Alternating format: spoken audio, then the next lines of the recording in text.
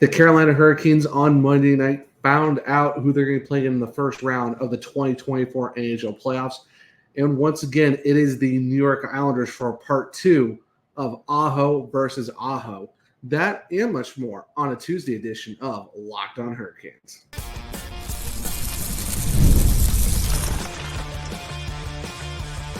You're Locked On Hurricanes, your daily podcast on the Carolina Hurricanes. Part of the Locked On Podcast Network, your team every day. Welcome to a Tuesday edition of Locked On Hurricanes, your team every day, and you're part of the Locked On Podcast Network. Thank you to the Everydayer for making this your first listen or watch of the day if you're on the YouTube channel. Make sure to subscribe, hit that bell notification so you don't miss an episode, and make sure to hit the like button so that way we can get more videos up like this for you and get more support as we are on the road to 1,000 subscribers on YouTube. Before we get to anything for this episode today, this episode is brought to you by FanDuel. Make every moment more. Right now, new customers get $150 in bonus bets guaranteed. That's $150 win or lose. Visit FanDuel.com/lockedon to get started. I'm your host, Zach Martin, as always, and thank you, like I said, once again, to the Everydayer for making this your first listen of the day. A very exciting, interesting, whatever you want to call it, episode of Locked On Hurricanes. So was hoping we would wait until Tuesday night after the Hurricanes play the Columbus Blue Jackets to maybe do this is who you're going to be facing in the first round, but on Monday night is a very, very different story. Talk about what happened and why the Hurricanes are playing the Islanders in round one of the playoffs. Once again, also going to talk about Seth Jarvis and just how his season has already been amazing for the Carolina Hurricanes, and going to preview the last game of the regular season for the Hurricanes against the Columbus Blue Jackets in Columbus on Tuesday night. So coming into Monday, when everyone listened to Monday's show, there was a lot of implications going on with the fact that it was going to come down to how the Rangers played against the Ottawa Senators, and if, however, that game finished out, there could have been a chance that the Hurricanes could have put something in their own hands in their destiny of who they're going to face in the first round, and unfortunately it wasn't the case, as the New York Rangers went on to win that game against the Ottawa Senators. It was almost a foregone conclusion that maybe something that you could have thought the Ottawa Senators were going to do something. Ultimately, not the case. Rangers do win. Score, it doesn't matter. They won. It's one of those things where you're like, you know what? They won. It was kind of way out of it early on. You can kind of tell when you got into the third period, the Rangers were up 3-0. It's just it was 2-0 coming into the third, got up to 3, got up to 4, and it's like, yeah, it's over. Lock it up. Rangers go win the Metro, go win the President's Trophy. Hurricanes lock up the second wild card, the second Metro spot. Then all eyes were on the Islanders when they were playing the New Jersey Devils, and if they won that game, they lock up the third Metro spot. Then it all comes down to the wild card between Washington, Detroit, Pittsburgh, Philadelphia, and that's a whole different mess of itself. But Rangers do win. Islanders go and win 4-1 against the Devils, which locks up the Islanders as the Metro 3 team, and you get a rematch of the 2023 first round playoffs where the Hurricanes did win that series 4-2, and this is the third time that these teams will face each other in the playoffs, as the Hurricanes back in 2019 swept the New York Islanders. For this portion of segment one, it's just going to talk about how the Hurricanes played in the first round and played this season against the New York Islanders. But everyone should wait for Friday's episode to drop, because I will be doing a crossover show with Gil Martin, no relation. He's from the Locked On Islanders podcast. We're going to do a crossover episode that will come out Friday. So make sure if you want a full preview breakdown of the upcoming series of round one, make sure to tune in for the crossover. It will be on both of our shows, so make sure to check that out. But for this, in terms of just a quick little summary recap of how the season went for the Hurricanes in a nutshell, head-to-head, the Hurricanes are 2-1-1 on the season against the New York Islanders with a .625 point percentage. And in terms of goals for, the Hurricanes scored 16 goals, while also allowing 14 goals in the 4 games as well. In terms of goals for, the Hurricanes had averaging 4 goals per game, and the Islanders were 3.5. Going back to the actual games itself, so for the Hurricanes, first game was back on November 4th, and it was an overtime winner against the Islanders 4-3. Then moved forward to November 30th. Islanders decided to pay respects back to Carolina, this time in Carolina, where the first meeting was in Long Island. Second one, Islanders won 5-4 in overtime, and that's the same game where Sebastian Aho scored with less than 2 seconds left in the game to force overtime. But the Islanders did prevail on that one. And then December 23rd, right before the turn of the calendar to 2024, the Islanders won 5-4 in regulation. And then on March 19th, the Hurricanes won that game 4-1 to win the season series. And that's how you get that 2-1-1 between the Carolina Hurricanes and the New York Islanders. So like I said, 2-1-1, 0.625 points per percentage and all that good stuff. And it's going to be it always seems like when these two teams face each other, and I don't care if it's playoffs or regular season, every game is pretty much close.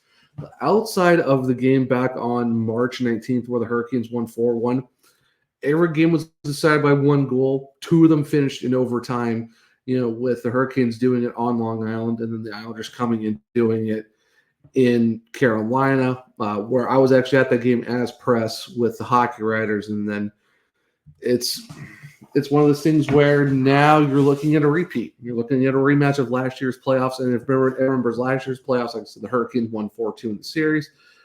But they did lose Teuvo Teravainen when he broke his hand, hand, wrist area. That was a thing. And it was a physical matchup. You can tell the Islanders were really trying to, bring a lot of force, bring a lot of hits, and it ultimately cost the Hurricanes a player when they already lost Andrei Svechnikov to Teuvo Teravainen for the rest of the series, and they fought hard. They got out of it, did what they needed to do, and it's good to know who you already have.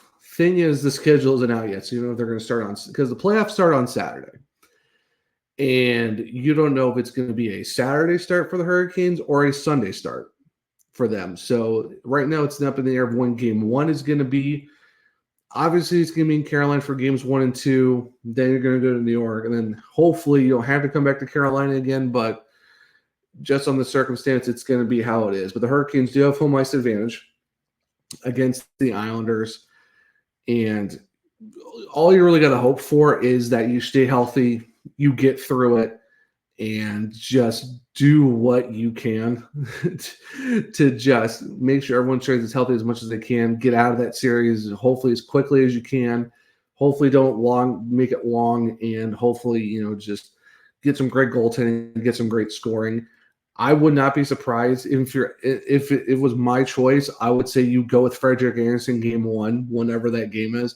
I know in terms of the rotation starts, Frederik Andersen should be playing in game 1, or should be playing in the game against the Columbus Blue Jackets on Tuesday night. But Rod Brind'amour could change it up and could go with Spencer Martin, just to give Pierre Kochetkov and Frederik Andersen some rest before the playoffs. Or go with one of those guys. It all really depends on what Rod wants to do. I wouldn't be surprised if he went with Frederik Andersen, but it could go to Spencer Martin, and then you figure out your start for game 1, which could be Saturday, could be Sunday. But if it was me, I would see Frederik Andersen game 1 against the New York Islanders, and then game 2, it all depends if we go with the rotation, or if Frederik Andersen plays a really great game and you keep him in, or just it all really depends. So at least we know where we're at. At least we know that the Hurricanes do have their opponent for round 1. It is New York Islanders again. I would suspect it's going to be another physical battle with those guys. I could definitely see Matt Martin making a case to, draw someone in for fights, and someone's trying to stick up for their team. I could see, depending on how the Islanders want to go with Sorokin or Varlamov, and, hopefully one of those guys don't get hot, and then, what at the end with Horvat, Barzal, all that good stuff. But, like I said, we're going to go into a lot more of the preview details on Friday's episode with Gil Martin from Locked On Islanders. But that's kind of just the overall how the head-to-head matchup was for the regular season for the Hurricanes against the Islanders. Of course, once it's playoffs, you throw all those stats out the window, and it doesn't really matter what happens during the season because now it's phase 2 of the season. It's the season after the season because it is an absolute grind through the playoffs. So I think it's going to be a fun series. It's going to be a physical series, but it's going to add another chapter to the playoff rivalry between the New York Islanders and the Carolina Hurricanes. The fact that this is the third matchup with these two teams. Now it's a back-to-back seasons of these two meeting up in the first round. So it's going to be a lot of fun. I'm looking forward to it. So we will get to segment 2, and we're going to talk about Seth Jarvis and all that right here on a Tuesday edition of Locked On Hurricanes. It's playoff time in the NBA and the NHL. Baseball's in full swing, and FanDuel is your place to bet on every game. Right now, new customers get $150 in bonus bets guaranteed. That's $150 win or lose. Bet on everything from slap shots to home runs to slam dunks, all on an app that is safe, secure, and easy to use. What are you waiting for? Visit FanDuel.com/lockedon and make your first bet an automatic win. FanDuel, America's #1 sportsbook. Welcome to segment 2 of Locked On Hurricanes, your team every day. So, Seth Jarvis kind of teased it on the last episode on Monday, talking about how we were going to go more in depth of how great of a season he had after scoring 2 power play goals the other night and against the Chicago Blackhawks on Sunday. And what more can you say about this guy? Having a career year, it's still going strong. And for the fact that he scored his 9th and 10th road power play goals of the season that night, he tied Eric Stahl from 2005-2006 for the most road power play goals in a season in team history since relocation. Think of all the other Hurricane guys who've scored power play goals for the team on the road, at home, just in general. And for the fact that he scored his 9th and his 10th on Sunday night against the Blackhawks and basically tied a franchise record with Eric Stahl. And he has a chance to actually beat it on Tuesday night against the Columbus Blue Jackets, which would be just another feather in the cap for a season that is Seth Jarvis. I mean, what more can you ask for out of this guy? Just playing sensational hockey, 200-foot game's gotten so much better. One of the youngest stars. He's making his rounds on the podcast, man. Like, he's pretty much everywhere right now, and it's like just his personality is just super fun. It's just, it's just infectious. Like, you want to, just watch more Seth Jarvis content, and that's just how this guy is. And the fact of how good he is at 22 years old is absolutely insane. Like, if you look at how he is this season, he's second on the team in goals and assists and points. Oh, and he's also in even strength points. First on the Canes in power play goals. Yeah, that's right. He is actually first on the team in power play goals, which, if you really think about how just you think of the lineup this team has, and in the fact that you look at how he's scored 13 power play goals, 10 of them on the road, which is just otherworldly for how great this guy is this season. And he's got 2 shorthanded goals. And he's got 9-game winning goals as well. Like, for a breakout season, I don't know any other breakout season for a guy his age for the Hurricanes that I can think of that is just on a level that it is right now. Like I said, 33 goals, 34 assists, 67 points. All of them are second on the team. 13 power play goals. It's just insane how good this guy is. Second on the Canes in power play points. Second on the Canes in plus minus. Oh, in terms of hits, for his size, you're talking about a guy who's like Seth Jarvis, who's listed at 5'10", $1.75, fourth on the team in hits. Fourth. And you're talking about with guys like Andrei Svechnikov, Brent Burns, Brett Pesce, Brady Shea, Steph Nason, Jordan Stahl, Jordan Martin, the list goes on and on. This dude, this 22 years old, fourth on the team in hits at 5'10". Not even 180 pounds. And that's after he had on 10, 15 pounds of muscle. Because he said the last offseason, he wants to be a stronger, better player. He wants to be a better player, more physical player. And boy, did he show it. He's shown it this year. For the fact that he is second on almost every stat on the Hurricanes in his third season at 22 years old, leads the team in power play goals. Over Sebastian Aho, who's 1 point away from hitting 90. And the fact that he's doing this at 22 years old, third season in the league, after what a lot of people call it a sophomore slump, getting 39 points in 82 games after putting up 40 points his rookie season, where he had all that in 68 games. 68 games, 40 points. 82 points, 39. Or 82 games, 39 points.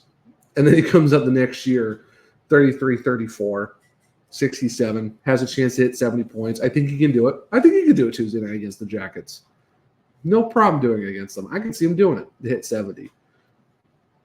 But to be at 22 and be where he's at right now, especially in a contract year where he's a restricted free agent after the season, and where you're looking at a possible, do you go with, when I set it up for Monday's show, do you go with a bridge?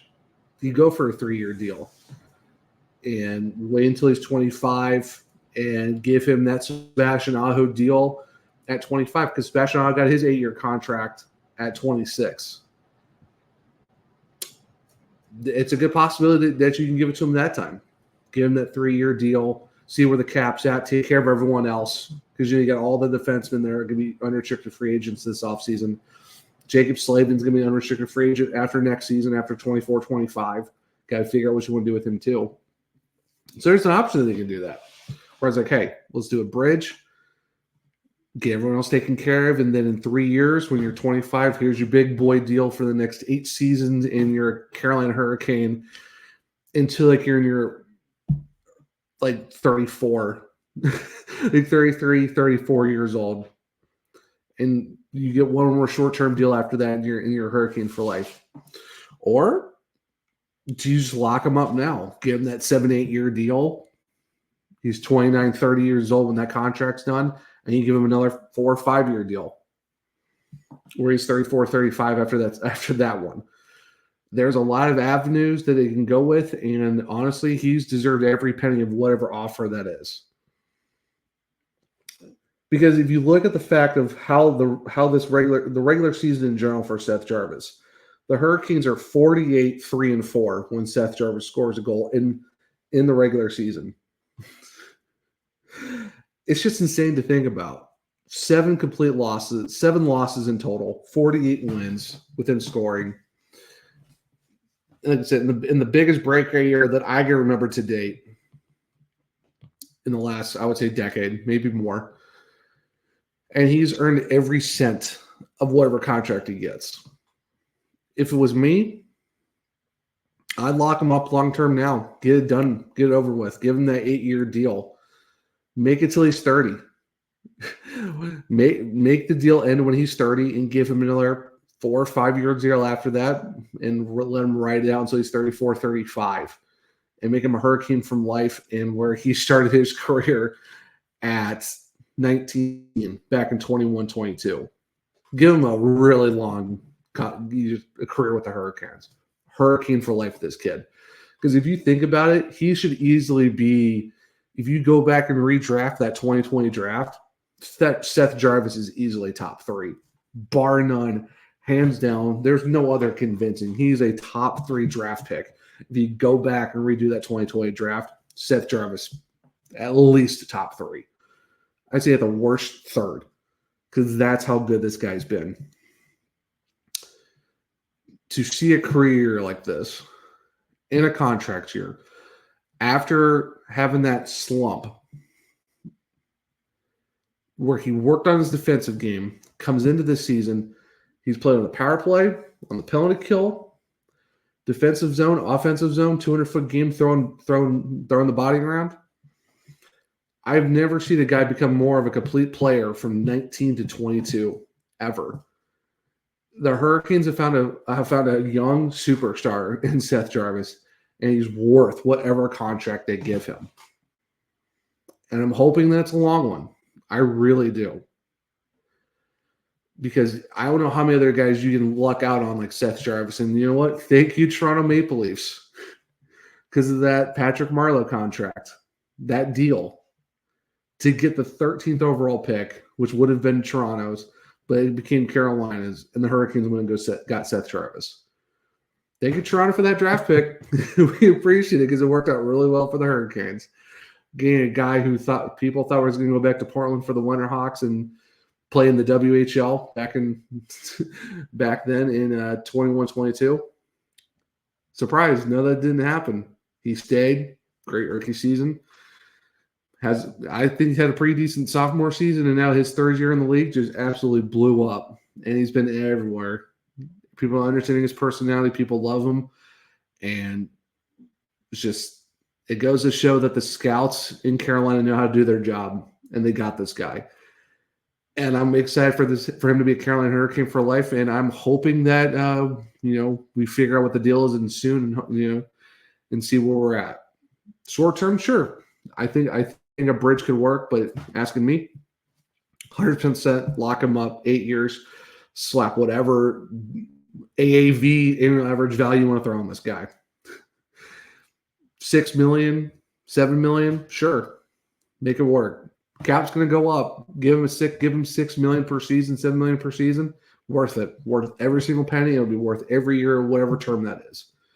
Because Seth Jarvis, man, gotta love it. Gotta love the season he's put in. I think he's going to hit 70 against the Columbus Blue Jackets. And speaking of the Columbus Blue Jackets, we're going to talk about them in their preview with the Kings' last regular season game against the Columbus Blue Jackets on Tuesday night, right here on a Tuesday edition of Locked On Hurricanes. Regardless of where we are in the current standings, I want to remind you that you can win big by playing daily fantasy hockey on Sleeper, the official daily fantasy app of the Locked On NHL Network. Sleeper is our number one choice for daily fantasy sports, and especially daily fantasy hockey, because with Sleeper, you can win 100 times your cash in daily fantasy hockey contests. Fans can also play daily fantasy NFL, NBA, MLB, and college football on Sleeper. All you have to do is pick rather studs like, Nathan McKinnon, Connor McDavid, Sebastian Aho, Seth Jarvis. We'll record more or less than their Sleeper projections for things like goals, assists, saves, plus minus, and more in a given game. To win a 100-time bet on Sleeper, you need to correctly predict the outcome of 8 player stats. You heard me, Hurricanes fans. You can win 100 times your money playing daily fantasy hockey with Sleeper. So start paying attention and nail your picks so you can start winning big. Use promo code LOCKEDONNHL and you'll get up to a $100 match on your first deposit. Terms and conditions apply. That's code LOCKEDONNHL. See Sleeper's terms of use for details and local availability. Welcome to the third segment of Locked On Hurricanes, your team every day. So Tuesday night, tonight, the Carolina Hurricanes play the Columbus Blue Jackets for the last game of the regular season. And just like how we did it in segment 1 for the Islanders, we're looking at the head-to-head so far for the Carolina Hurricanes against the Columbus Blue Jackets, where the Carolina Hurricanes are 3-0-0 for a 1,000 point percentage. In terms of goals for and against, the Hurricanes have scored 10 goals this season while only allowing 4 from the Blue Jackets. And in terms of goals for per game, the Hurricanes are 3.33 while only giving up 1.33 a game against the Blue Jackets. And if you want to look back, kind of do a little rewind on the season to see where everything stacks up, back on November 26th, the Hurricanes beat the Blue Jackets 3-2 at home in Carolina. Then on February 29th in Columbus, the Hurricanes won 4-2. And then on Sunday, April 7th, not that long ago, just 8 days ago, or 9 days ago, the Hurricanes won 3-0 in a shutout victory against the Jackets. And that's kind of where we're sitting at after 3 games between both sides. And the Blue Jackets have been dealing with a lot of injuries, a lot of call-ups. It's been a whirlwind of a season for them. At this point, you know it's going to be a sellout crowd because it's the last home game of the season. The fans have been coming out. I will give the fans a lot of credit. The fifth line does come out for the Blue Jackets. I expect it's going to be loud. You know, they're going to be really into the game. And, you know, the Blue Jackets are going to be playing for pride. They just want to, you know, finish out the season with a win. And if you're the Carolina Hurricanes, you don't take this game lightly. I know you already know who your first-round matchup is. You basically want to get through this game healthy. You know, you want to just make sure no one gets hurt, and you go get ready for game 1 of the playoffs. But you don't want to overlook the Jackets. You kind of want to finish the season on a high. You want to kind of get yourself ready to go for what's ever potentially going to come up for the first round against the Islanders. So I would say don't let your foot up off the gas. I'm curious to see what the lineups are going to be because we've seen it for the last 3 games. Dating back to the Blues, you've seen like Scott Morrow play. You've seen guys like Jordan Stahl, Brady Shea, Teuvo Teravainen. Some guys who might be nicked up might get rest. Some guys who might just get a rest day in general because, you know, they want to get guys kind of refreshed and ready to go. I'm curious to see what Brind'amour rolls out with against the Jackets. It's going to be a lot of the regular starters, but I'm curious to see if we're going to see like maybe Brendan Lemieux come in, Tony DeAngelo, who we've seen. You know, does Teuvo Teravainen come back on the line after missing a couple games? You know, Brett Pesce. It's going to be worth keeping an eye on to see who Rod brings back in, who he gives the day off to, and stuff like that. But also, you know, the Hurricanes want to complete the regular season with a 6-game winning streak because currently they sit at 5. They're on a 5-game winning streak since dating back to the Washington game, you know, the start of April on the second half of that back-to-back on the 5th. If you go into Columbus, you win that game, that's 6 in a row, going into the playoffs against the Islanders. And if I'm Rod Brind'amour and if I'm the Hurricanes, I go and get that win. Yes, it's against the Jackets. Yeah, you want to rest guys, but for me, you go get that win, get win number 6, get it out of the way, and you go into the playoffs hot, ready to go. And like I said, back in segment 1, I wouldn't be surprised if Freddie Anderson starts because just of the whole rotation, or you could go with Spencer Martin. So it all really depends on what Rod wants to do. Either way, it's going to be a matchup that's you still want to watch. You still want to, you know, cheer for the team and all that good stuff. And hopefully, like I said, everyone stays healthy, everyone stays ready to go, and, you know, everything works out fine. And then after that, and then you turn your sights onto round 1 against the Islanders. But you don't want to take the Jackets or this game lightly because you want to finish it on a strong note. But that will wrap up this Tuesday edition of Locked On Hurricanes. And like I said, thank you to the everydayer who's made this podcast your first listen of the day. If you want to find any updates from me on terms of the Carolina Hurricanes, you can follow me on Twitter at OneTrueZach. That's OneTrueZach. It's actually spelled out. It's not the number 1 itself. If you want to follow the podcast, make sure to go to LO_Hurricanes. If you go to my link tree in my bio at OneTrueZach, you can see where you can find this podcast, my other Hurricanes podcast called The Surgecast, where I do that weekly with my 2 other hosts. And you can also find where I do all my writing, because I write about the Carolina Hurricanes as the beat writer over at the Hockey Writers, where I also take care of the socials and do all the Substacks over there as well for premium content, free newsletters, and all that good stuff. So make sure to check all the good stuff out along with the other podcasts that I do. And for this podcast, we can find it on YouTube or on all podcast platforms. If you are watching this on YouTube, thank you for watching this. Thank you for leaving comments. And let me know what you think in the comments. How do you feel about the Hurricanes playing the Islanders again? Do you think Seth Jarvis is going to get 70 points? And what are your kind of predictions for the game on Tuesday night against the Columbus Blue Jackets? And like I said, make sure to hit subscribe, hit the bell for notification, make sure you don't miss an episode. Share with all Hurricanes fans that you know, because we are on the road to 1,000 subscribers. Like I said, thank you, everydayer, for making this your first listen today. Share with everyone you know. And until Wednesday, here at Locked On Hurricanes, it's always let's go Canes.